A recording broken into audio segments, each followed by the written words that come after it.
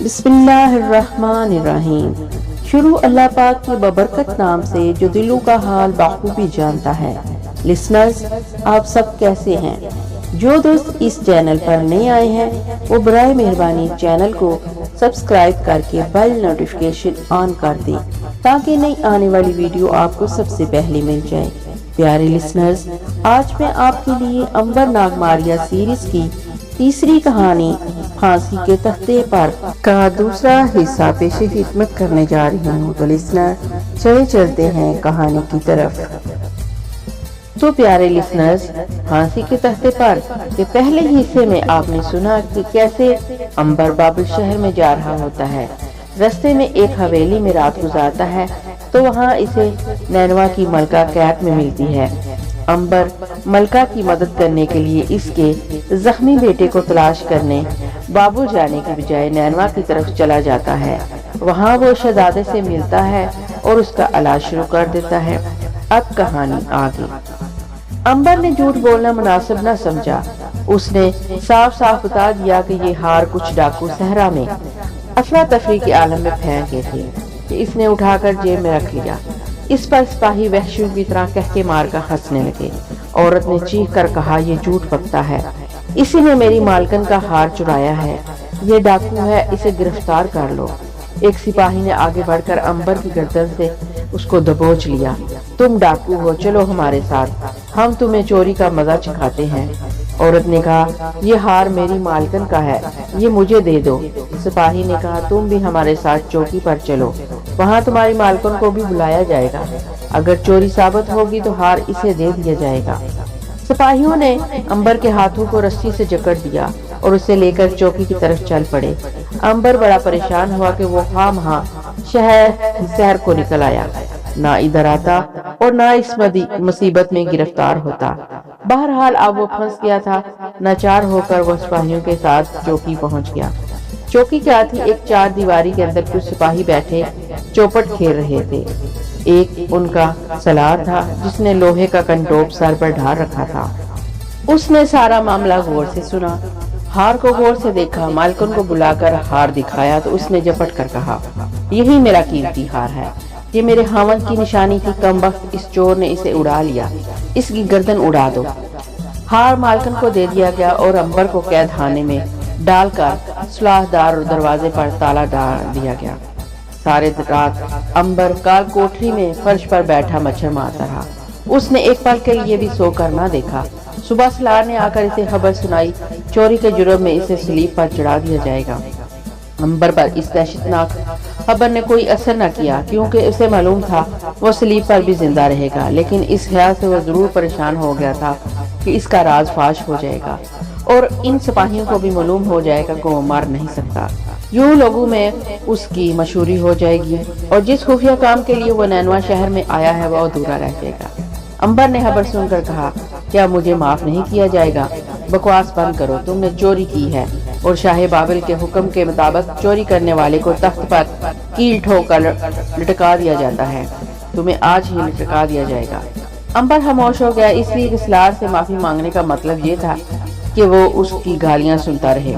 شام ہونے سے ذرا پہلے سپاہیوں کا ایک دستہ سالار کے ساتھ آیا اور عنبر کو زنجیروں میں جکڑ کر ایک ٹیلے کی چوٹی پر لے گیا۔ یہاں لکڑی کی ایک سلیب زمین پر پڑی ہوئی تھی، لمبے لمبے لوہے کے کیل اور ہتھوڑے لیے ایک جلاد تیار کھڑا تھا۔ سالار نے حکم دیا اور سپاہیوں نے زبردستی اٹھا کر عنبر کو لکڑی کے تختے پر چت لٹا دیا۔ اس کے ہاتھ اور پیر پھیلا کر زنجیروں سے باندھ دیے گئے۔ پھر جلاد نے لوہے کے کیل اٹھا کر اس کی نوک عنبر کی ہتھیلی پر رکھی اور ہتھوڑے کی ضربوں سے اسے لکڑی کے تختے پر ٹھوکنا شروع کر دیا۔ اس کا خیال تھا کہ دوسرے لوگوں کی طرح عنبر بھی درد سے بلبلا اٹھے گا، مگر اس کے برخلاف عنبر خاموش رہا۔ کیل اس کی ہتھیلی میں ٹھکتا رہا اور وہ خاموش چہرے کے ساتھ جلاد کو تکتا رہا۔ عجیب اتفاق تھا کہ ہتھیلی سے خون بھی نہیں نکل رہا تھا۔ سالار اور سپاہیوں کو بھی اس پر کچھ تعجب ہوا، مگر پھر انہوں نے سوچا کہ شاید ڈر اور خوف کی وجہ سے عنبر کا خون خشک ہو گیا ہے۔ جلاد اب عنبر کی دوسری ہتھیلی پر کیل ٹھوک رہا تھا۔ اس دفعہ بھی عنبر درد سے بالکل نہ چلایا اور نہ ہی ہتھیلی سے خون جاری ہوا۔ جلاد نے یکے بعد دیگرے عنبر کے دونوں پیروں میں بھی لوہے کے کیلیں ٹھوک دی اور سالار کے حکم سے تختے کو اٹھا کر زمین پر گاڑ کر کھڑا کر دیا۔ अंबर की गर्दन आगे को झुक गई, मगर इसके चेहरे पर दर्द के कोई आसार नहीं थे और वो खामोश नजरों से नीचे खड़े सिपाहियों को तक रहा था। सलार कुछ हैरान जरूर हुआ, फिर इसने चलाकर कहा, चलो चले, सुबह आकर इसकी लाश देखेंगे। कल इसकी लाश को गिद्ध खा रहे होंगे। और वो लोग कहके लगाते हुए वहां से चले गए। अंबर तख्ते पर लटका हुआ था, अकेला रह गया। शाम गहरी हो गई, रात का अंधेरा चारों तरफ फैल गया। नैनवा की वीरान बस्ती में तरीकी छा गई। कहीं कहीं जैतून के तेल के दियों की रोशनियां टमटमाने लगी। आसमान सितारों से भर गया। अंबर को तकलीफ सिर्फ इतनी हो रही थी कि वो तख्ते के साथ लगा थक गया था। रात आहिस्ता आहिस्ता गुजरने लगी और अंबर पर गनुदगी छाने लगी। वो मर नहीं सकता था, उसे नींद आ गई और वो सो गया। इसकी आंख खुली तो आसमान पर सूरज का उजाला फैल रहा था। फिर मशरक से सूरज निकल आया और चारों तरफ इसकी रोशनी फैल गई। उसके सर पर 2-3 गिद्ध मंडला रहे थे, मगर उसे जिंदा देखकर उसे कुछ नहीं कह रहे थे। टीले पर भी कोई नहीं था। फिर इसे लोगों के कहके की आवाज सुनाई दी और दूसरे ही लम्हे उसे सलार अपने सिपाहियों के साथ टीले पर चढ़ता हुआ दिखाई दिया। अंबर बड़े गौर से उसे करीब आता देखने लगा। सलार और दूसरे सिपाहियों को यकीन था कि तख्ते पर रात बार का लटका हुआ अंबर मर चुका होगा और इसका गोश्त गिद्ध नोच नोच कर खा रहे होंगे। लेकिन जब वो इसके तख्ते के नजदीक आए, जिस पर लोहे की कीलों के साथ अंबर लटका हुआ था, तो वो दहशत से उनकी आंखें फटी की फटी रह गई। अंबर जिंदा था और तख्ते पर लटका बड़े पुरसुकून अंदाज में सिपाहियों को देख रहा था। इसका जिस्म पूरी तरह तंदुरुस्त था। खून का एक कतरा तक जख्मों से न बह था और गिद्ध भी इससे दूर दूर मंडला रहे थे। अंबर ने आवाज देकर कहा, ऐ सलार, अगर तू क्यामत तक भी मुझे इस तख्ते पर लटकाए रखेगा तो मैं ना मर सकूंगा। तुम मुझे मार नहीं सकोगे। तुम्हारी आने वाली नस्लें बूढ़ी होकर मर जाएंगी, मगर मैं जिंदा रहूंगा। मुझे तख्ते से नीचे उतारकर पहचान के मैं कौन हूँ।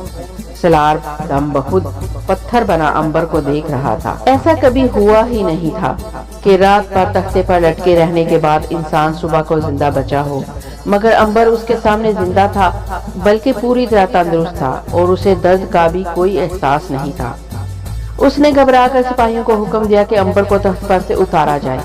सिपाहियों ने उसी वक्त अंबर को नीचे उतारकर उसके हथेलियों और पाँव में ठुके हुए कीलों को बाहर निकाला और ये देखकर और ज्यादा दहशतज़दा हो गए कि कीलों के बाहर निकलते ही हथेलियों और पाँव के जख्म अपने आप बंद हो रहे हैं। वैशी सिपाहियों के लिए ये एक हैरत अंगेज करामात थी। अंबर तख्ते से उठ खड़ा हुआ। वो पूरी तरह सेहतमंद और तंदुरुस्त था। किसी को भी यकीन नहीं आ रहा था कि एक आदमी रात भर तख्ते पर कीलू से ठुके रहने के बाद सुबह भला चंगा उठ खड़ा हो। सलार ने दिल में एक तरह का खौफ सा लिए अंबर से पूछा कि ये सब कुछ क्या है और किस तरह तुम जिंदा हो। अंबर ने मुस्कुराकर कहा, ये मैं तुम लोगों को नहीं बता सकता। बराए मेहरबानी मेरा रास्ता छोड़ दें और मुझे अपने घर जाने दें। सलार ने कहा, जब तक तुम मुझे ये नहीं बताओगे कि तुम जिंदा किस तरह हो, हम तुम्हें रहा नहीं करेंगे, इसलिए कि तुम डाकू हो और डाकू की सजा मौत है। अंबर ने कहा, क्या तुम एक बार फिर कोई करामात देखना चाहते हो? क्या तुम ये चाहते हो कि एक बार फिर तुम अहमक जानवरों की तरह मेरी तरफ देखते रहो और हैरान होते रहो कि मैं जिंदा कैसे रहा? सलार गुस्से में आकर बोला, जबान काबू में रखो नौजवान, इस दफा मैं तुम्हें जरूर वो सजा दूंगा जिससे तुम बच नहीं सकोगे। उसने सिपाहियों को हुक्म दिया कि अंबर को जहरीले स्याह सांपों के गेड़े में फेंक दिया जाए। सिपाहियों ने डरते डरते अंबर को जंजीरों में जकड़ा और इसे लेकर एक पुराने उजड़े हुए बाग में आ गए। इस बाग में अंजीरों के दरख्तों तले एक गड़ा खुदा हुआ था। इस गड़े के ऊपर जालीदार ढकना पड़ा हुआ था। गड़े में बेशुमार काले सांप फन उठाए फुनकारे मार रहे थे। उनको देखकर ही इंसान के जिस्म पर कपकपी तारी हो जाती थी। सलार ने हुक्म दिया, इसे गड़े में फेंक दो। एक सिपाही ने जालीदार ढकना अलग कर दिया और दूसरे सिपाही ने अंबर को उठाकर गड़े में फेंक दिया। वो सब मजे से जालीदार ढकने में से अंबर को मरने और सांपों के डसने का तमाशा देखने लगे थे। उनका ख्याल था कि अंबर को एक एक करके तमाम सांप काटेंगे, इसका जिस्म जहर से नीला पड़ जाएगा और वो एड़ियां रगड़ रगड़ कर मर जाएगा, मगर ऐसा कुछ न हुआ। गड़े में अंबर सांपों के ऊपर गिरा, सांप पिथर गए। उन्होंने फन उठाकर बड़ी तेजी और गजबनाक आलम में अंबर को डसना शुरू कर दिया। अब ऐसा हुआ कि जो भी सांप अंबर को डसता वो तड़प कर एक तरफ गिरता और तड़प तड़प कर मर जाता। देखते देखते सारे के सारे सांप मर गए। ये सांप बड़े कीमती थे, मगर अब कुछ नहीं हो सकता था। سلار نے حکم دیا کہ عنبر کو قید خانے میں ڈال دیا جائے، کل صبح اس کو آگ میں جلا کر بھسم کر دیا جائے گا۔ سپاہیوں نے عنبر کو زنجیروں میں جکڑا اور اسے قید خانے کی طرف لے گئے۔ عنبر کو اس سارے کھیل میں ایک ہی پریشانی ہو رہی تھی کہ اس کا وقت ضائع ہو رہا ہے۔ وہ شہزادے ماروت کو جلد از جلد یہاں سے اغوا کر کے لے جانا چاہتا تھا، مگر ان سپاہیوں نے اس کے سفر میں روڑے اٹکانے شروع کر دیے تھے۔ وہ قید خانے کے فرش پر بیٹھا وہاں سے رہائی حاصل کرنے کے بارے میں سوچ رہا تھا کہ جیل کا دروازہ کھلا اور پہرے دار نے مٹی کے برتن میں دودھ لا کر اس کے آگے رکھ دیا۔ عنبر نے پوچھا کہ یہ دودھ کس نے بھیجا ہے، کیونکہ جیل میں تو قیدی کو سوائے سوکھی جو کی روٹی اور سادہ نمکین پانی کے اور کچھ نہیں دیا جاتا۔ پہرے دار نے کہا، یہ میں اپنے حصے سے آپ کے لیے لایا ہوں، آپ نے صبح سے کچھ نہیں کھایا، اسے پی لیجئے، آپ کے بدن کو طاقت ملے گی۔ عنبر سمجھ گیا کہ پہرے دار پر اس کا بہت اثر ہو گیا ہے۔ اس نے سوچا اس اثر سے فائدہ اٹھانا چاہیے۔ اس نے دودھ لے کر پیا اور خالی برتن پہرے دار کی طرف بڑھاتے ہوئے کہا، تمہیں معلوم ہے کہ میں کون ہوں؟ پہرے دار نے ادب سے جواب دیا، آپ ایک آسمانی انسان معلوم ہوتے ہیں، کیونکہ آپ پر موت اپنا اثر نہیں کرتی۔ عنبر نے جھوٹ موٹ روب کے ساتھ کہا، اے شاہ بابل کے سپاہی، میری بات غور سے سن، میں ایک آسمانی دیوتا ہوں۔ تمہارا سلار چاہے کچھ کر لے، وہ مجھے ہلاک نہیں کر سکتا۔ میں ابھی تک خاموش ہوں، اگر میں غضب میں آ گیا تم سب لوگوں کو ہلاک کر دوں گا، لیکن میں نیکی کا دیوتا ہوں، میں تم لوگوں کو جان سے نہیں مارنا چاہتا۔ ہاں، اگر تم میرا ایک کام کر دو، میں تمہیں ہمیشہ کی زندگی عطا کر دوں گا۔ پہرے دار نے جھک کر سجدہ کیا اور بولا، اے آسمانی دیوتا، مجھے بتاؤ میں آپ کے لیے کیا کروں؟ عنبر نے کہا، مجھے یہاں سے نکل جانے دو، مجھے آج رات آسمان پر پہنچ کر دیوتاؤں سے ایک ضروری مشورہ کرنا ہے۔ اگر تم نے مجھے رہا کر دیا تو تم میری طرح کبھی نہ مار سکو گے۔ پہرے دار سوچ میں پڑ گیا۔ وہ عنبر کی آسمانی طاقت سے خوفزدہ بھی تھا، مگر اسے یہ بھی معلوم تھا کہ اگر اس نے عنبر کو رہا کر دیا تو سلار اس کی گردن اڑا دے گا۔ جس نے ڈرتے ڈرتے کہا، اے مقدس دیوتا، اگر میں نے تمہیں یہاں سے نکال دیا تو سلار مجھے زندہ نہیں چھوڑے گا۔ عنبر نے کہا، پھر تم بھی میرے ساتھ ہی یہاں سے فرار ہو جاؤ۔ نہیں نہیں میرے آقا، میں ایسا ہرگز نہیں کر سکتا۔ شاہ بابل کے سپاہی میرے بال بچوں کو کھولتے ہوئے تیل میں ڈال کر بھسم کر دیں گے۔ عنبر سوچ میں ڈوب گیا۔ وہ پہرے دار کو مصیبت میں گرفتار نہیں کروانا چاہتا تھا۔ اس نے کہا، اچھا تم ایسا کرو کہ سلار کو بلاؤ، اسے کہو کہ قیدی مر رہا ہے۔ سپاہی یہ سن کر چلا گیا۔ تھوڑی دیر بعد وہ سلار کو ساتھ لے کر آیا۔ سلار نے عنبر کو دیکھا اور پوچھا کہ اب تمہیں ہوش آ گیا؟ تمہیں علم ہو گیا کہ سلار کے انتقام سے دنیا کا کوئی انسان نہیں بچ سکتا۔ اب عنبر نے اپنی ایک کرامات آزمانے کا فیصلہ کیا۔ اس نے زمین پر پڑی ہوئی رسی اٹھائی اور سلار کی طرف اچھال دی۔ رسی اچھل کر سلار کے قدموں میں گری اور ایک دم بہت بڑے اژدہے کی شکل اختیار کر دی۔ اس سے پہلے کہ سلار اپنا بچاؤ کر سکتا، اژدہے نے سلار کے جسم کو بری طرح لپیٹ لیا۔ سلار کا دم گھٹنے لگا تھا۔ عنبر نے کہا، اگر زندہ رہنا چاہتے ہو تو سپاہی کو حکم دو کہ دروازہ کھول دے۔ سلار کی جان سخت مصیبت میں مبتلا تھی۔ اژدہا اس کے جسم کے گرد بری طرح بل ڈال رہا تھا اور اس کا سانس گھٹنے لگا تھا۔ اس نے لپک کر قید خانے کا دروازہ کھول دیا۔ عنبر جٹ سے باہر نکل آیا۔ سلار، تم نے دیکھ لیا کہ میں بے گناہ تھا۔ بے گناہ کو سزا دینا سب سے بڑا گناہ ہے۔ اب میں جا رہا ہوں اور تمہاری ساری فوج بھی اگر چاہے تو مجھے دوبارہ گرفتار نہیں کر سکتی۔ جو کوئی بھی میرے تعاقب میں آئے اسے یہ صاف ہلاک کر دے گا۔ عنبر چلنے لگا تو سلار نے چیخ کر کہا، دیوتاؤں کے لیے مجھے اس سانپ کی مصیبت سے نجات دلاتے جاؤ۔ عنبر نے کہا، جب میں شہر سے باہر نکل جاؤں گا تو سانپ اپنے آپ دوبارہ رسی میں تبدیل ہو جائے گا۔ اتنا کہہ کر عنبر وہاں سے فرار ہو گیا۔ قید خانے کے بڑے دروازے پر آ کر اس نے ایک گھوڑا کھولا اور اس پر سوار ہو کر اپنے مکان کی طرف روانہ ہو گیا۔ جب وہ کافی دور چلا گیا تو سلار کے جسم کے گرد لپٹا ہوا بڑا سانپ اپنے آپ ہی رسی میں بدل گیا۔ سانپ کے پھندے سے آزاد ہوتے ہی ضدی سلار نے حکم دیا، قیدی کو فوراً گرفتار کیا جائے، اس کا پیچھا کرو اور زنجیروں میں جکڑ کر میرے سامنے لاؤ۔ سپاہی نہ چاہتے ہوئے بھی گھوڑوں پر سوار ہو کر عنبر کی تلاش میں نکل کھڑے ہوئے۔ بوڑھا شہد فروش اپنے مکان کی چھت پر سو رہا تھا کہ کسی نے دروازے پر دستک دی۔ وہ نیچے اتر آیا۔ اس نے پوچھا، باہر کون ہے؟ عنبر نے کہا، میں ہوں بابا اجنبی حکیم، تم کہاں غائب رہے؟ بوڑھے شہد فروش نے دروازہ کھول دیا۔ अंबर ने बूढ़े को सारी कहानी शुरू से आखिर तक सुनाने की जरूरत महसूस न की। उसने सिर्फ इतना कहा कि वो रास्ता भूलकर एक गांव में पहुंच गया, वहां से वो अब आ रहा है। बूढ़ा शहद फरोश बड़ा हैरान हुआ। तुमने कमाल कर दिया, मैं कल रात भर तुम्हारी राह देखता रहा, मगर अब तुम्हें कैसे मेरा घर मिला? बस मैं अंदाजे से भटकता हुआ इधर आ निकला और मुझे तुम्हारा घर मिल गया।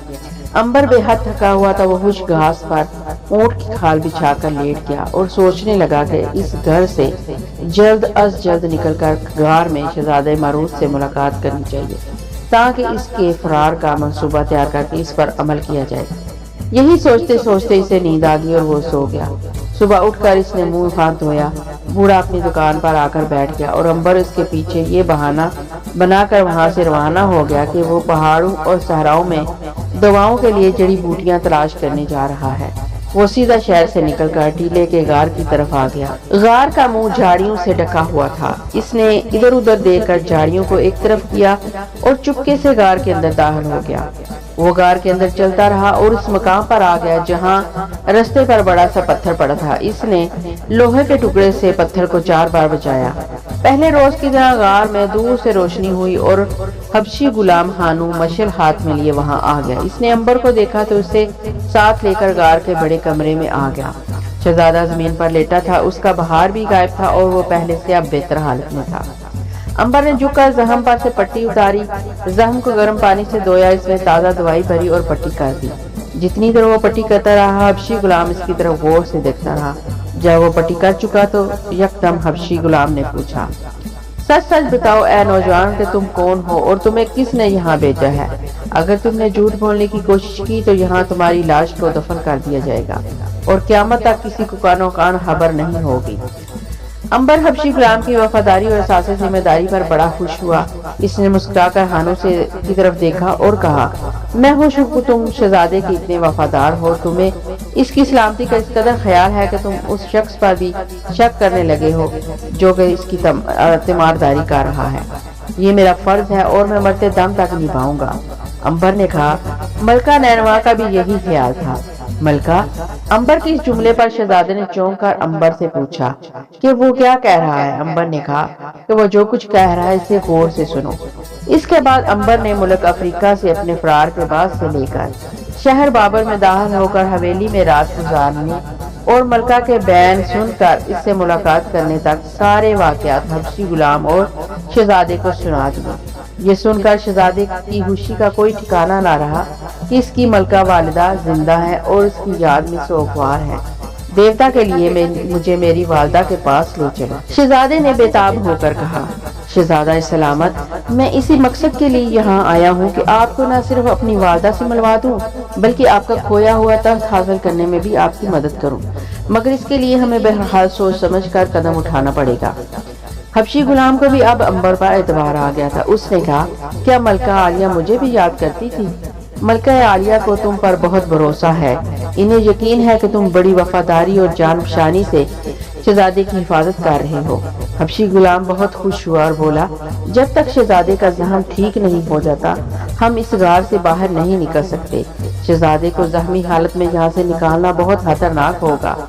तुम ठीक कहते हो, हमें शहजादे के तंदुरुस्त होने का इंतजार करना होगा। तुम्हारे ख्याल में शहजादे का जख्म कितने दिन तक अच्छा हो जाएगा? अभी 2 हफ्ते और लगेंगे जख्म को भरने में। शहजादे ने परेशान होकर कहा, मैं इतनी देर इंतजार नहीं कर सकता, उड़कर अपनी वालिदा के पास पहुंच जाना चाहता हूँ। ठीक है शहजादा सलामत, हम भी यही चाहते हैं कि इस गार से जल्द से जल्द छुटकारा हासिल कर लिया जाए, मगर आपका जख्मी हालत में सफर करना खतरनाक हो सकता है। इसके अलावा बख्त नसर की सिपाही आपकी और आप मेरी तलाश में चारों तरफ फिर रहे हैं। हमें 2 हफ्ते तक यहीं रहना होगा। अंबर शहजादे को दुआ पिलाकर वापस शहर आ गया। दूसरे रोज भी वो गार में शहजादे की पट्टी बदलने गया। शहजादा सो रहा था, इसकी हालत पहले से बेहतर थी। हबशी गुलाम पत्थर की सील पर एक दवाई रगड़ रहा था। वो अंबर से बातें करने लगा, बख्त नसर ने बड़ा जुल्म किया है, शाही खानदान को कत्ल कर दिया गया। अगर मैं शहजादे को बचा कर ना लाता तो शहजादा भी जख्मों की ताब ना लाकर हलाक हो जाता। अंबर ने हबशी गुलाम से पूछा कि मलका के वफादार सिपा सलार जर कैसर का मुल्क यमन में कैसे पता चल सकता है? غلام نے کہا کہ یمن میں اس کا ایک چچا رہتا ہے، وہ شہزادے کو لے کر اس کے پاس جا کر پناہ حاصل کر لیں گے۔ ملک یمن غیر جانبدار ہے اور بخت نصر نے بھی اس پر حملہ نہیں کیا۔ اگر اس نے یمن پر حملہ کر دیا تو ہم یمن کی فوجوں کے ساتھ مل کر بخت نصر کا مقابلہ کریں گے۔ غلام نے مسکرا کر کہا، ہم دونوں اکیلے سپہ سالار زرکیسر کی تھوڑی سی فوج کے ساتھ شاہ بابل کی اتنی بڑی فوج کا کیسے مقابلہ کر سکتے ہیں؟ غلام کو عنبر کی پوشیدہ طاقتوں کا علم نہیں تھا۔ عنبر نے بھی اسے وقت سے پہلے کچھ بتانا مناسب خیال نہ کیا۔ اس نے صرف یہی کہا کہ یمن میں چل کر اس کے چچا کے ہاں ٹھہریں گے اور پھر جیسے حالات ہوں گے ویسے کریں گے۔ غلام نے کہا، سب سے مشکل کام ملکہ کو بابل شہر سے اغوا کر کے یمن میں لانا ہے۔ کیا تمہیں یقین ہے کہ تم بخت نصر کی فوجیوں کی آنکھوں میں دھول جھونک کر ملکہ کو وہاں سے بھگا سکو گے؟ میں کوشش کروں گا، اور اگر رب عظیم کی مدد شامل ہار رہی تو ملکہ کو قید سے نکالنے اور شہزادے سے ملانے میں ضرور کامیاب ہو جاؤں گا۔ حبشی غلام کو عنبر پر شک تھا کہ شاید وہ اکیلا ایسا نہ کر سکے۔ اس نے کہا، اگر مناسب سمجھے تو وہ اس کے ساتھ جانے کو تیار ہے۔ عنبر نے کہا، یہ وقت آنے پر فیصلہ کریں گے۔ اتنے میں شہزادے کو ہوش آ گیا۔ وہ عنبر کو دیکھ کر مسکرایا۔ وہ بڑی تیزی سے اسے ایجاب ہو رہا تھا۔ عنبر نے پٹی کھول کر زخم دیکھا۔ زخم کافی بڑھ چکا تھا۔ اس نے دوائی لگا کر نئی پٹی باندھی، اسے دوائی پلائی اور شہر آ گیا۔ اس نے بوڑھے شہر فروش کو بتایا کہ شہزادہ روح بصیحت ہو رہا ہے۔ اس نے شہزادے کو وہاں سے فرار کر کے لے جانے کے بارے میں بوڑھے کو کچھ نہیں بتایا۔ اس نے حبشی غلام اور شہزادے کو بھی منع کر دیا تھا کہ اس سلسلے میں پوری رازداری سے کام لیا جائے اور بوڑھے شہد فروش کو کسی قسم کی کوئی بات نہ بتائی جائے۔ عنبر ہر روز چوری چھپے غار میں جا کر شہزادے کا علاج کرتا رہا۔ 15 روز گزر گئے۔ اس اثناء میں شہزادے کا زخم بالکل اچھا ہو گیا اور وہ غار میں چلنے پھرنے لگا۔ اب وہ اس منصوبے پر غور کرنے لگے کہ وہاں سے فرار کس طرح ہوا جائے۔ کافی سوچ بچار کے بعد انہوں نے فیصلہ کیا کہ کسی رات کو سوداگروں کے لباس میں غار سے نکل کے ملک یمن کی طرف رخ کیا جائے۔ حبشی غلام کا خیال تھا کہ شہزادے کو کہیں سپاہی پہچان نہ لیں، اس لیے اسے کپڑوں کے گٹھڑے میں لپیٹ کر گھوڑے پر ڈال دیا جائے تو یہی بہتر ہوگا۔ عنبر کو بھی یہ خیال پسند آیا۔ اس نے کہا کہ وہ کل شہر جا کر کچھ کپڑے خرید لائے گا جنہیں پہن کر وہ وہاں سے فرار ہو جائیں گے۔ عنبر واپس گھر آ گیا۔ فرار کے بارے میں اس نے بوڑھے شہد فروش کو کچھ نہیں بتایا۔ دن بھر وہ شہر کی بچی کچی مختلف دکانوں پر پھر کر کپڑا اور دوسرا سامان وغیرہ خریدتا رہا۔ اس نے 2 ہچر بھی خریدے جن پر سامان لادا جانا تھا۔ یہ سارا سامان ہچروں پر رکھ کر وہ شام کے وقت غار میں آ گیا۔ آج رات کے پچھلے پہر وہ وہاں سے نکل جانا چاہتے تھے کیونکہ سوداگر ان دنوں عام طور پر منہ اندھیرے ہی سفر کیا کرتے تھے۔ ساری رات وہ تیاریاں کرتے رہے۔ حبشی غلام اور عنبر نے سوداگروں کا بیس بدل لیا۔ شہزادے کے لیے انہوں نے ریشمی کپڑے کے تھان الگ کر دیے۔ ان ریشمی تھانوں میں شہزادے کو لپیٹ کر خچر کے اوپر رکھ دینا تھا۔ رات انہوں نے جاگ کر گزاری۔ منہ اندھیرے انہوں نے ریشمی تھان کھول کر شہزادے کو اس میں اس طرح لپیٹا کہ اسے سانس باقاعدہ آتا رہے اور اس کا دم نہ گھٹنے پائے۔ پھر انہوں نے بڑی احتیاط سے شہزادے کو اٹھا کر خچر پر لاد دیا اور چپکے سے غار سے باہر نکل آئے۔ باہر آسمان پر ستارے ٹمٹما رہے تھے اور مشرق میں نیلی جلکیاں نمودار ہونے لگی تھی۔ نینوا کا ویران شہر پچھلے پہر کے دھندلکے میں سو رہا تھا۔ کچھ گھروں میں دور چراغوں کی روشنیاں ٹمٹما رہی تھی۔ حبشی غلام ہانو اور عنبر ریشمی تھان میں لپٹے ہوئے شہزادے ماروت کو خچر پر لادے شہر سے باہر آگے بڑھ رہے تھے۔ جتنی جلدی ہو سکے وہ نینوا شہر سے دور ہو جانا چاہتے تھے۔ ان کا خیال تھا کہ وہ صبح ہونے سے پہلے اس ملک کی سرحد عبور کر جائیں جس کی زمین شاہی خون کی پیاسی ہو رہی تھی اور جہاں قدم قدم پر شاہ بابل کے سپاہی شہزادہ ماروت کو تلاش کرنے میں چوکنے کھڑے تھے۔ ہانو اور عنبر خاموشی سے سفر کر رہے تھے۔ اس وقت دونوں ایک ہی خیال سے پریشان تھے کہ کہیں راستے میں کوئی سپاہی نہ مل جائے۔ اس کے علاوہ سب سے بڑا خطرہ انہیں ملک کی سرحد عبور کرتے وقت تھا کیونکہ سرحدوں پر بخت نصر کے سپاہی چوکیاں بنا کر بیٹھے ہر آنے جانے کی پڑتال کر رہے تھے۔ اس طرح خاموشی سے سفر کرتے ہوئے شہر کی ٹوٹی ہوئی فصیل سے کافی دور نکل آئے۔ انہیں راستے میں ایک بھی گشت کرتا ہوا سپاہی نہ ملا۔ ایک جگہ پہنچ کر انہوں نے ریشمی تھان کا منہ کھول کر شہزادے کو تازہ ہوا دی اور تالاب کا ٹھنڈا پانی پلایا۔ شہزادے نے پوچھا، ابھی سرحد کتنی دور ہے ہانو؟ شہزادہ سلامت، ہم تھوڑی دیر میں پہنچنے والے ہیں۔ آپ فکر نہ کریں، جب تک آپ کا غلام زندہ ہے آپ کی طرف کوئی آنکھ اٹھا کر بھی نہیں دیکھ سکتا۔ عنبر حبشی غلام کی وفاداری اور جانساری پر خوش بھی تھا اور افسوس بھی کر رہا تھا، کیونکہ سپاہیوں سے مقابلے کی صورت میں حبشی غلام سوائے اس کے اور کچھ نہیں کر سکتا تھا کہ تلوار نکال کر لڑائی کرے اور دو ایک سپاہیوں کو زخمی کر کے خود بھی ہلاک ہو جائے اور یوں شہزادے کو دشمنوں کے حوالے کر دے۔ اس کے برعکس عنبر سوچ رہا تھا کہ وہ سپاہیوں سے متبیڑ ہونے کی صورت میں کون سی ایسی چال چلے کہ سانپ بھی مر جائے اور لاٹھی بھی نہ ٹوٹنے پائے۔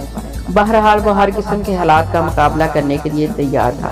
آسمان پر اب ستاروں کی چمک ماند پڑنے لگی تھی اور مشرق کی طرف سورج کی روشنی نے ابھرنا شروع کر دیا تھا۔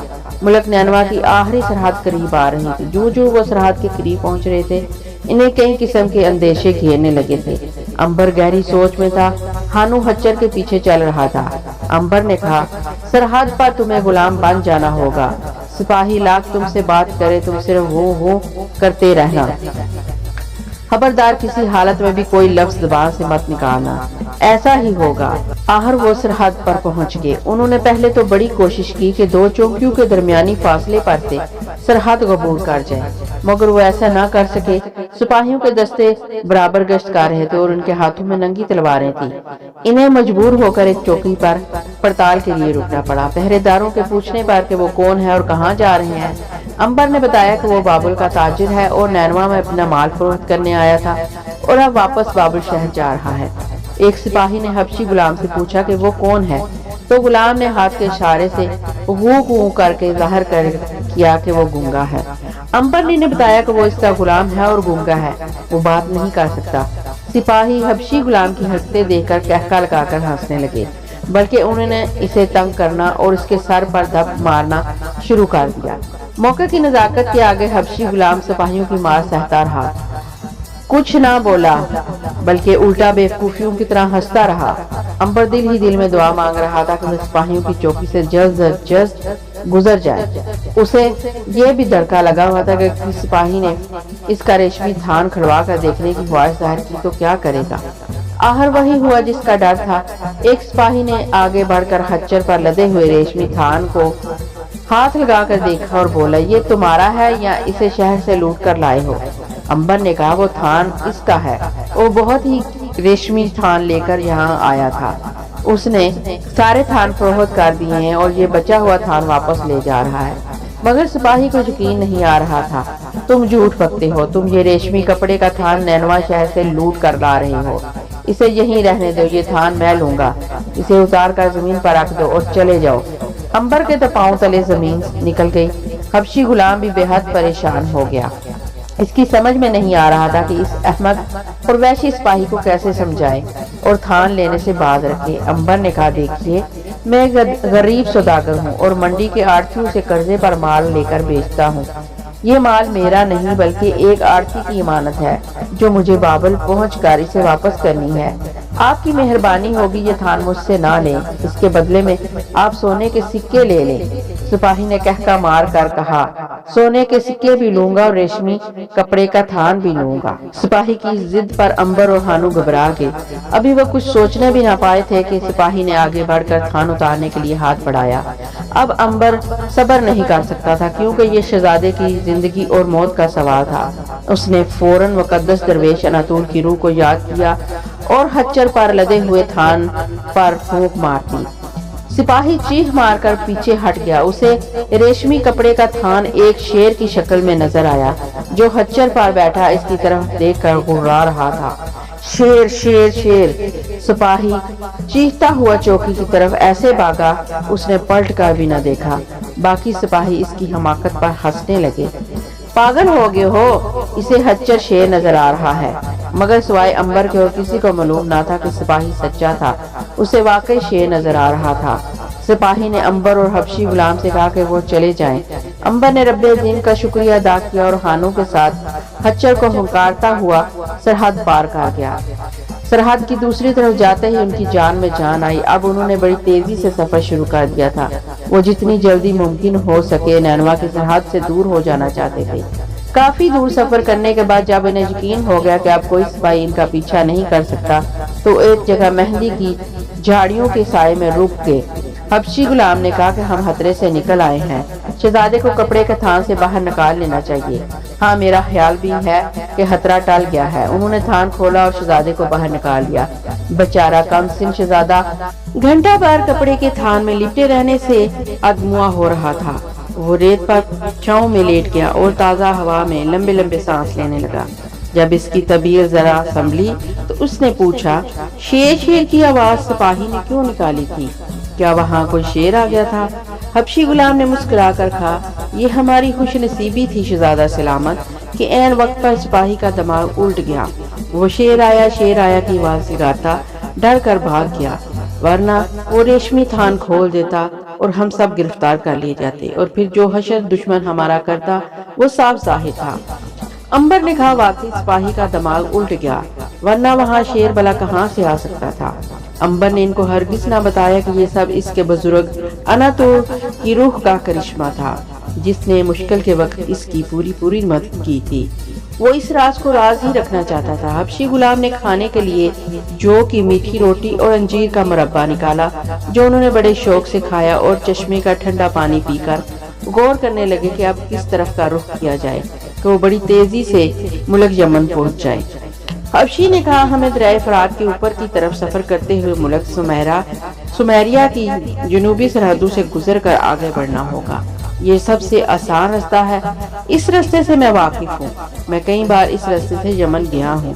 امبر نے پوچھا، اگر ہم ساری رات اور دن کا کچھ حصہ سفر کرتے رہیں تو کب تک یمن پہنچ جائیں گے؟ میرا خیال ہے 6 روز میں پہنچ جائیں گے۔ ٹھیک ہے، ہمیں کچھ دیر آرام کرنے کے بعد اپنا سفر شروع کر دینا چاہیے۔ حبشی غلام نے کہا، میرا خیال ہے ہمیں دشمن کے ملک کی سرحدوں کے قریب آرام نہیں کرنا چاہیے۔ ہماری کوشش یہ ہونی چاہیے کہ ہم تیزی کے ساتھ دشمن کی سرحدوں سے دور نکل جائیں، اس لیے ہمیں ابھی اٹھ کر سفر شروع کر دینا چاہیے۔ ٹھیک ہے شہزادہ سلامت، آپ ہچر پر بیٹھ جائیں، کاش ہمیں کہیں سے گھوڑے مل جاتے۔ یہاں سے 12 کوس کے فاصلے پر ایک آزاد بستی ہے، وہاں سے ہم گھوڑے خرید سکتے ہیں۔ شہزادے کو ہچر پر سوار کر کے انہوں نے دریائے فرات سے اوپر کی طرف سفر شروع کر دیا۔ دریا 10 کوس سفر کرنے کے بعد ان سے بچھڑ گیا اور اب وہ اس آزاد بستی کے قریب پہنچ گئے تھے جہاں سے انہوں نے گھوڑے خریدنے تھے۔ یہ بستی خانہ بدوش قسم کے لوگوں کی تھی جنہوں نے کسی خاص وجہ سے وہاں کئی سالوں سے ڈیرے جما رکھے تھے۔ ان خانہ بدوشی میں زیادہ تعداد ایسے لوگوں کی تھی جو جرائم پیشہ تھے، اکثر ڈاکے مارتے تھے اور مسافروں کا سامان اور گھوڑے لوٹ کر لے آتے تھے اور پھر انہیں بیچ کر گزارا کرتے تھے۔ حبشی غلام خانو ان لوگوں کی بری عادتوں سے اچھی طرح واقف تھا۔ ان میں کچھ ایسے لوگ بھی تھے جو سونے کی عوض شاہ بابل کی مخبری کرتے تھے۔ حبشی غلام نے خاص طور پر ایسے مخبروں سے خبردار رہنے کی ہدایت کی تھی۔ وہ بستی میں داخل ہو کر ایک کاروان سرائے میں آ گئے۔ انہوں نے سرائے کے مالک کو سونے کے کچھ سکے دیے جس کے عوض انہوں نے کھانا کھایا اور ریشمی تھان فروخت کر دیا۔ پھر انہوں نے مالک سے کہا کہ وہ 3 عمدہ قسم کے گھوڑے خریدنا چاہتے ہیں۔ اس نے کہا، میں آپ کو گھوڑوں کے سوداگر کے مکان میں لے جاتا ہوں، اس سے آپ اپنی پسند کے گھوڑے خرید سکتے ہیں۔ امبر نے کہا، وہ مکان کتنی دور واقع ہے؟ ساتھ والے بازار میں ہی ہے۔ سرائے کا مالک ان تینوں کو ساتھ لے کر گھوڑوں کے سوداگر کی چھوٹی سی کچی حویلی میں آ گیا۔ سوداگر گھنگرالے سیاہ بالوں والا ایک ڈاکو قسم کا آدمی تھا۔ اس کے دائیں گال پر تلوار کے لمبے اور گہرے زخم کا نشان تھا۔ سرائے کے مالک نے کہا، یہ مسافر کپڑے کے سوداگر ہیں اور 3 گھوڑے خریدنا چاہتے ہیں۔ سوداگر نے امبر، خانو اور شہزادے کو سر سے پیر تک غور سے دیکھا اور کہا، تم لوگ کہاں سے آ رہے ہو؟ امبر نے کہا، ہم ملک افریقہ کے رہنے والے ہیں، تجارت کرنے ملک نینوا گئے تھے، وہاں مال بیچ کے واپس آ رہے ہیں کہ سرحد پر ڈاکو نے ان کے گھوڑے چھین لیے۔ اب ہم چاہتے ہیں کہ آپ سے گھوڑے خرید کر اپنے وطن واپس جائیں۔ سوداگر نے بڑی مکار ہنسی کے ساتھ کہا، مگر جس راستے پر تم سفر کر رہے ہو وہ تو افریقہ کی بجائے یمن کو جاتا ہے۔ امبر نے جٹ کہا، ہم چاہتے ہیں کہ یمن سے کچھ موتی اور گرم مسالہ خرید کر اپنے دیش ساتھ لے جائیں۔ بہت خوب، یہ لڑکا کون ہے؟ سوداگر نے شہزادے کو گھورتے ہوئے پوچھا۔ یہ میرا بیٹا ہے، امبر نے جٹ کہا، مگر اس کے سیاہ آنکھیں اور سفید رنگت صاف بتا رہی ہے کہ یہ کسی امیر کا بیٹا ہے، بلکہ کسی ملک کے بادشاہ کا بیٹا ہے۔ امبر اور خانو گھبرا گئے۔ کم بخت سوداگر نے صحیح اندازہ لگایا تھا۔ حبشی غلام کو اچانک خیال آیا کہ یہ شخص کہیں شاہ بابل بخت نصر کا مخبر ہی نہ ہو، اس نے فوراً کہا، یہ اپنے باپ کے ساتھ کافی عرصہ پہاڑی مقام پر رہا ہے، اس وجہ سے رنگت گوری ہو گئی ہے۔ امبر نے جٹ ہاں میں ہاں ملاتے ہوئے کہا، جی ہاں، ورنہ ہم غریبوں کا رنگ سفید کیسے ہو سکتا ہے، اور پھر میرے بیٹے کی قسمت میں کسی بادشاہ کا بیٹا ہونا کہاں؟ سوداگر ہنس کر بولا، ارے آپ لوگ تو میری باتوں کو سچ سمجھ بیٹھے، میں تو آپ لوگوں سے مذاق کر رہا تھا، بھلا کیا مجھے معلوم نہیں کسی ملک کے بادشاہ کا بیٹا اس طرح خچر پر سفر نہیں کر سکتا؟ امبر نے بھی ہنس کے کہا، یہی تو میں بھی حیران تھا کہ آپ جیسا عقل مند سیانہ آدمی اس قسم کی باتیں کیوں کر سوچ سکتا ہے۔ اچھا اب یہ بتائیے کہ آپ ہمیں گھوڑے کس وقت دیں گے؟ اس لیے کہ ہم جلد از جلد سفر پر روانہ ہونا چاہتے ہیں، نینوا میں ہمارا پہلے ہی کافی نقصان ہو چکا ہے۔ سوداگر نے کہا، آپ کل صبح یہاں تشریف لائیں، گھوڑے آپ کا انتظار کر رہے ہوں گے، یہی قیمت بھی طے ہو جائے گی۔ ساری باتیں طے کر کے کل کا وعدہ کر کے امبر، ہانو اور شہزادہ ماروت واپس کارواں سرائے میں آ گئے۔ وہ اس بستی میں رات بسر کرنا نہیں چاہتے تھے، مگر انہیں مجبوراً وہاں رات بسر کرنی پڑ رہی تھی۔ ہانو نے کہا، مجھے یہ گھوڑوں کا سوداگر بڑا خطرناک آدمی لگتا ہے، مجھے اس کی باتوں سے مخبری کی بو آتی ہے۔ کسی مکاری سے اس نے شہزادے کی طرف دیکھ کر کہا کہ یہ تو کسی بادشاہ کا بیٹا معلوم ہوتا ہے۔ امبر نے حبشی غلام کی تائید کرتے ہوئے کہا، تمہارا شک بے جا نہیں ہے، ہمیں اس سے ہوشیار رہنا ہوگا۔ شہزادے نے کہا، اگر ایسی بات ہے تو ہمیں گھوڑوں کا خیال ترک کر کے ابھی اسی بستی سے نکل جانا چاہیے۔ نہیں شہزادہ سلامت، گھوڑوں کے بغیر ہم یمن تک کا سفر آسانی سے طے نہیں کر سکیں گے، ہم صبح اس آدمی سے گھوڑے خریدتے ہی یہاں سے فرار ہو جائیں گے۔ انہی خطروں کا اظہار کرتے ہوئے وہ سو گئے۔ صبح اٹھ کر وہ سوداگر کی حویلی میں آ گئے۔ اس نے وعدے کے مطابق 3 عربی نسل کے عمدہ گھوڑے تیار کر رکھے تھے۔ قیمت ادا کرنے کے بعد جب وہ گھوڑوں پر سوار ہونے لگے تو سوداگر نے بڑی مکار ہنسی کے ساتھ کہا، یمن کا رستہ خطروں سے بھرا پڑا ہے، احتیاط سے سفر کرنا دوستو۔ امبر نے کہا، آپ کا شکریہ۔ اس کے بعد وہ گھوڑوں پر سوار ہوئے اور آہستہ آہستہ بستی سے باہر آ گئے۔ باہر آتے ہی انہوں نے گھوڑے ایک طرف سرپٹ دوڑانے شروع کر دیے۔ دھوپ بڑی تیز تھی اور گرمی میں ریت انگاروں کی طرح تپ رہی تھی۔ دوپہر تک سفر کرنے کے بعد وہ تھک گئے اور ایک جگہ درختوں کے سائے دیکھ کر آرام کرنے کے لیے رک گئے۔ یہاں درختوں کے سائے میں ایک ٹیلا بھی تھا جس کے پہلو میں ایک غار بنا ہوا تھا۔ تینوں اس غار کے اندر چلے گئے اور انہوں نے غار کا منہ جھاڑیوں سے بند کر دیا۔ انہیں شام تک سونا تھا اور خطرہ تھا کہ کہیں سوداگر نے مخبری نہ کر دی ہو اور سپاہی ان کی تلاش میں نہ آ رہے ہوں۔ ابھی وہ سونے کی تیاری ہی کر رہے تھے کہ انہیں دور سے گھوڑوں کے ہنگھنانے کی آواز سنائی دی۔ وہ ایک دم چوکنے ہو گئے۔ امبر اور ہانو نے غار سے باہر نکل کر ٹیلے کی اوٹ میں کھڑے ہو کر دیکھا تو انہیں دور ذرا کچھ سپاہی کھڑے نظر آئے۔ ان کا فولادی زربتر دھوپ میں چمک رہا تھا۔ وہ جلدی سے واپس غار میں آ کر چھپ گئے اور اس کا منہ جھاڑیوں سے بند کر دیا۔ خطرہ ان کے سر پر منڈلانے لگا تھا۔ سپاہی وہاں آ کر رک گئے۔ انہوں نے چشمے پر سے گھوڑوں کو پانی پلایا اور باتیں کرنے لگے۔ امبر اور ہانو نے گھوڑوں کے سوداگر کی آواز پہچان لی تھی۔ وہ انہیں کہہ رہا تھا، ہمیں وقت ضائع نہیں کرنا چاہیے، وہ آج ہی صبح مجھ سے گھوڑے خرید کر سفر پر روانہ ہوئے ہیں، وہ زیادہ دور نہیں گئے ہوں گے۔ ایک سپاہی نے کہا، فکر نہ کرو، ہم انہیں بابل اور نینوا کی ریت کے ٹیلوں کے اندر سے بھی نکال کر لے آئیں گے۔ اتنا کہہ کر وہ گھوڑے دوڑاتے آگے نکل گئے تو گویا حبشی ہانو کا اندازہ درست تھا۔ سوداگر شاہ بابل کے فوج کا جاسوس تھا اور اس نے شہزادے کے فرار کی اطلاع کر دی تھی۔ امبر نے رب عظیم کا شکریہ ادا کیا کہ وہ غار کے اندر چھپے ہونے کی وجہ سے بچ گئے۔ انہوں نے رات کسی غار میں گزارنے کا فیصلہ کر لیا تاکہ سپاہیوں سے مدبیر ہونے کا بالکل ہی اندیشہ نہ رہے۔ دوسرے روز وہ غار سے گھوڑوں سمیت باہر نکلے اور منہ اندھیرے ہی گھوڑوں پر سوار ہو کر بڑی تیز رفتاری کے ساتھ یمن کی طرف چل پڑے۔ نینوا کی سرحدوں سے یمن کی سرحد 6 روز کے سفر پر تھی۔ وہ دن کا کچھ حصہ آرام کرتے جبکہ صحرا میں دھوپ بہت تیز ہوتی تھی اور اس کے بعد شام پڑتے ہی دوبارہ سفر پر روانہ ہو جاتے۔ وہ خطروں کی دنیا سے دور نکل آئے تھے اور اب نئے اندیشے انہیں گھیر رکھا تھا۔ امبر کو خاص طور پر ہانو حبشی کے چچا کے بارے میں فکر تھی جس کے ہاں وہ یمن میں پناہ لینے جا رہے تھے۔ خدا جانے وہ کون شخص ہو، کہیں وہ بھی دولت کے لالچ میں آ کر شہزادے کی جاسوسی نہ کر دے۔ اگر ایسا ہو گیا اور وہ لوگ یمن میں گرفتار کر لیے گئے تو وہ شہزادے کی والدہ کو کیا منہ دکھائے گا؟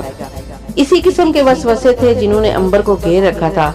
5ویں روز وہ یمن کی سرحد سے 1 دن کے فاصلے پر سفر کر رہے تھے۔ کہ اچانک بڑے زور کی آندھی چلنا شروع ہوگی۔ وہ گھوڑوں کو لے کر ایک ٹیلے کی اوٹ میں آ کر بیٹھ گئے اور انہوں نے اپنے منہ سر کپڑوں سے ڈھانپ لیے۔ آندھی بڑی شدید تھی اور دوپہر تک چلتی رہی۔ آندھی کا زور تھما تو انہوں نے دیکھا کہ صحرا کا نقشہ ہی بدلا ہوا تھا۔ جہاں پہلے ریت کے ٹیلے تھے وہاں اب گہرے گھڑے پڑے ہوئے تھے۔ یہ ایک عجیب و غریب حادثہ تھا۔ اس سے پہلے صحرا میں انہوں نے آندھی میں گھڑے پڑتے نہیں دیکھے تھے۔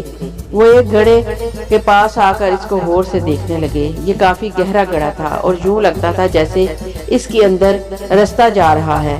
امبر نے گڑھے کے اندر اتر کر معلومات حاصل کرنے کا خیال ظاہر کیا تو ہانو نے کہا ہمیں اندر نہیں جانا چاہیے، کہیں کسی نئی مصیبت میں گرفتار نہ ہو جائیں۔ شہزادے نے بھی اسی قسم کے خیال کا اظہار کیا اور وہ گھوڑوں پر سوار ہو کر آگے چلنے ہی والے تھے کہ اچانک گڑھے میں سے آگ کے شعلے نمودار ہونے شروع ہو گئے۔ وہ تعجب سے ان شعلوں کو دیکھنے لگے۔ ہانو نے کہا یہ آگ کہاں سے آ گئی؟ وہ ابھی غور ہی کر رہے تھے کہ آگ تھمنا شروع ہو گئی۔ شعلے مدھم پڑنے لگے اور آگ ٹھنڈی پڑ کے غائب ہو گئی اور اس کی جگہ نیلے رنگ کا دھواں نکلنے لگا۔ یہ دھواں پہلے تو بادلوں کی طرح ابھرتا رہا اور پھر اس نے ایک اونچے ستون کی شکل اختیار کر لی جو آسمان کی وسطوں میں جا کر غائب ہو گیا تھا۔ وہ تینوں اس منظر کو حیرانی سے دیکھتے رہے۔ امبر کا خیال تھا کہ شاید اس زمین کے اندر آتش فشاں پہاڑوں کا مادہ چھپا ہوا ہے جو باہر نکل رہا ہے۔ ہانو نے کہا میرا خیال ہے ہمیں یہاں سے چلنا چاہیے، ہمارا یہاں ٹھہرنا مناسب نہیں ہے۔ شہزادے نے کہا ہاں امبر ہمیں آگے نکل جانا چاہیے۔ وہ ابھی یہ باتیں ہی کر رہے تھے کہ آسمان پر ایک روشنی سی چمکی اور خوفناک چیخوں کی آوازیں سنائی دینے لگی۔ شہزادہ ڈر کر ہانو سے لپٹ گیا۔ حبشی غلام کے چہرے پر بھی خوف کی زردی سی چھا گئی تھی۔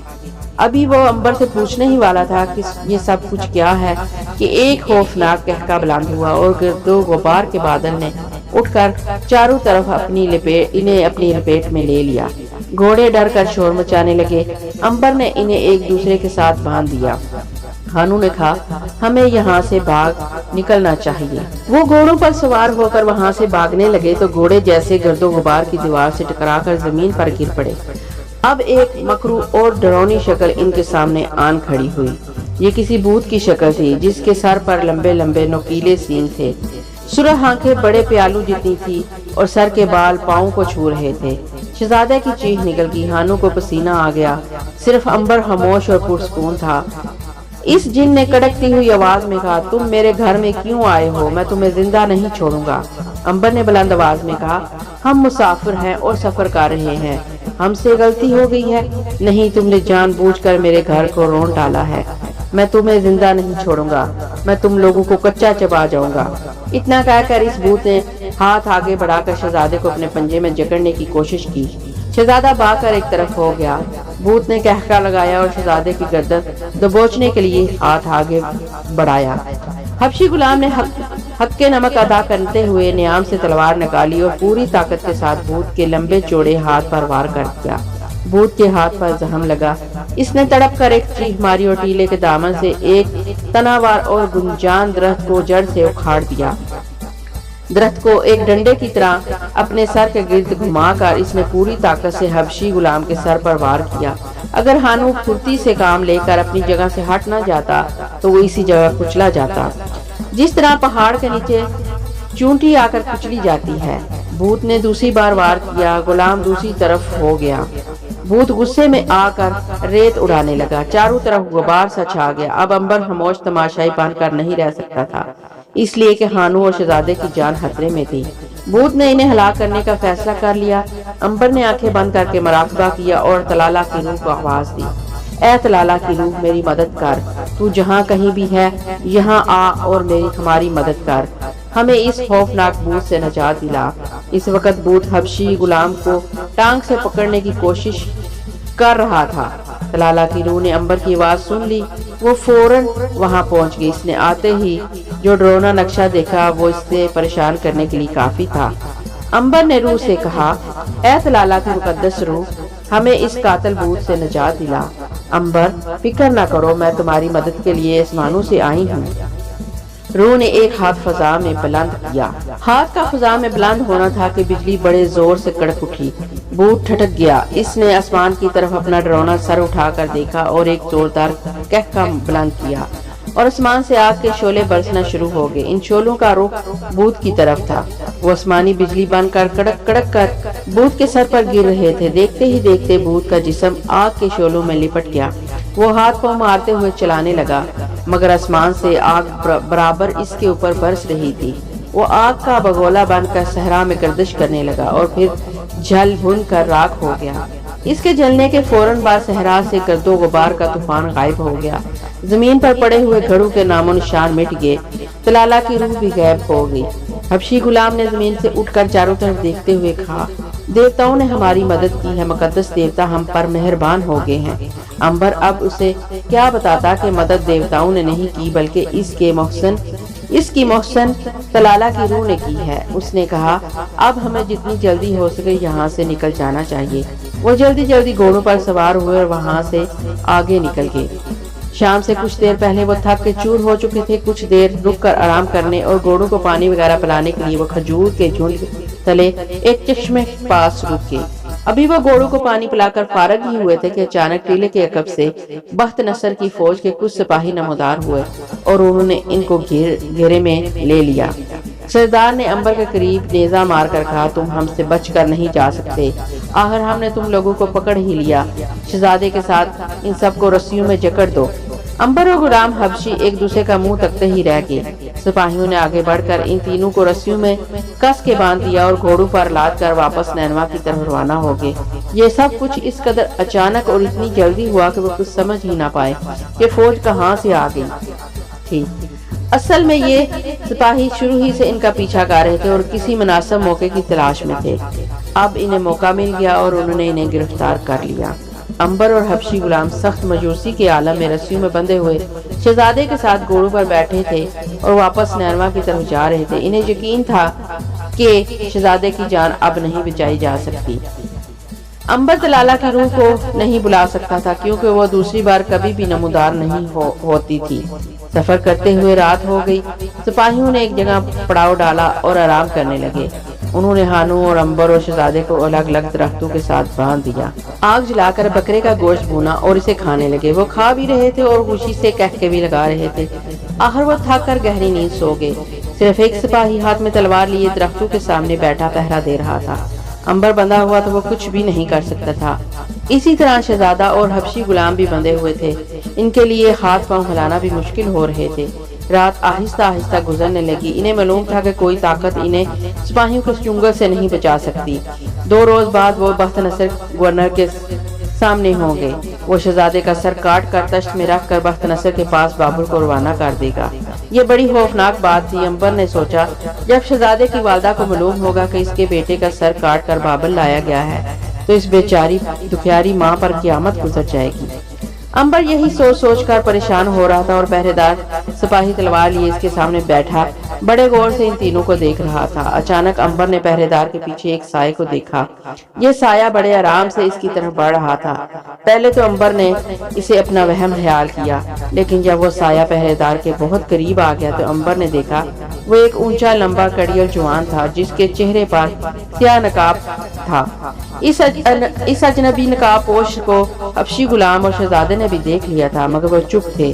وہ خاموشی سے یہ دیکھ رہے تھے کہ نقاب پوش کیا کرنے والا ہے۔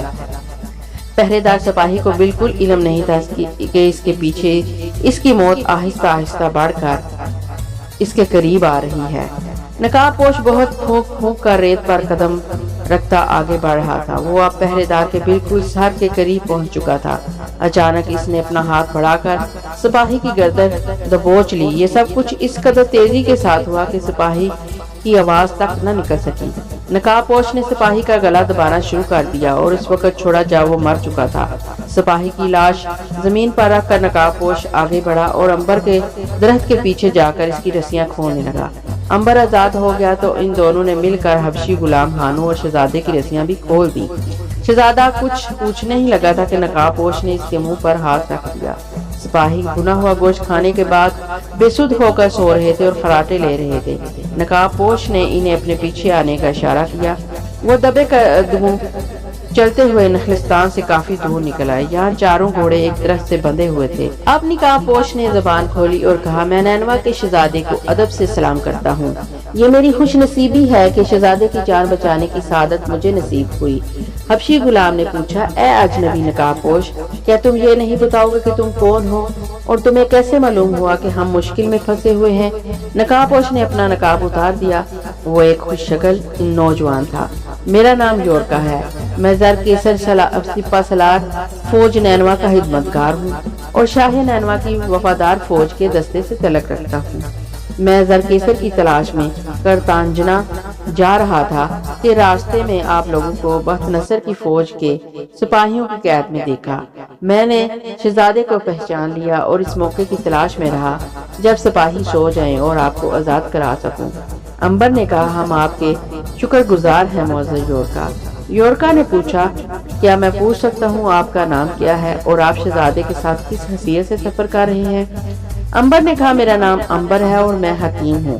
میں شہزادے کا وفادار ہوں اور چاہتا ہوں کہ نینوا کا تخت شہزادے کو واپس دلایا جائے۔ یورکا نے کہا، میں یہ سن کر بہت خوش ہوا ہوں کہ آپ ہمارے شہزادے کے وفادار ہیں۔ یقیناً ہم ایک روز اپنا کھویا ہوا تخت ضرور حاصل کریں گے اور شہزادے کو اپنا شہنشاہ بنائیں گے، ضرور، حبشی غلام نے کہا۔ امبر نے پوچھا، معزز یورکا، زرکیسر کرتانجنا کس جگہ پر ہے؟